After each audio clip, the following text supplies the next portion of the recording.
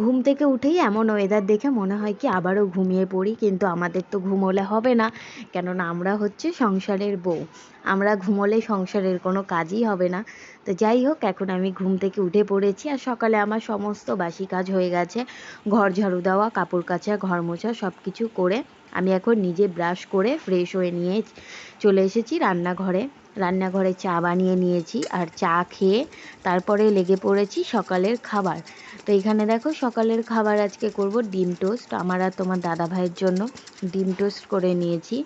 আর আজকে একটু এয়ারপোর্টে যাব, যার জন্য তাড়াহুড়ো করছি। এয়ারপোর্টে যাব কারণ আজকে আমার বাবা, দিদি, জামাইবাবু ওরা যাবে ব্যাঙ্গালোর।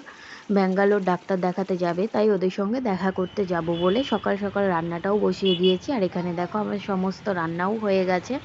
সমস্ত রান্না করে কাজ বাজ সমস্ত কিছু কমপ্লিট করে বাবাইকে ঘুম থেকে তুলে ওকে রেডি করে স্নান করিয়ে বেরিয়ে পড়েছি আমি আর বোন। বোন চলে এসছে শিলিগুড়ি থেকে। তারপরে টোটো করে তিনজনে যাচ্ছি।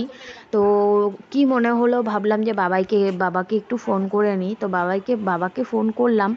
ফোন করার পরে বাবাকে বললাম, বাবা আমরা তো এখন আসছি। বাবা বলছে কি থাক, আর আসতে হবে না, দেরি হয়ে গেছে, আমরা ঢুকে পড়েছি ভেতরে। চেকিং বোর্ডিং এগুলো অনেক কিছু ব্যাপার থাকে।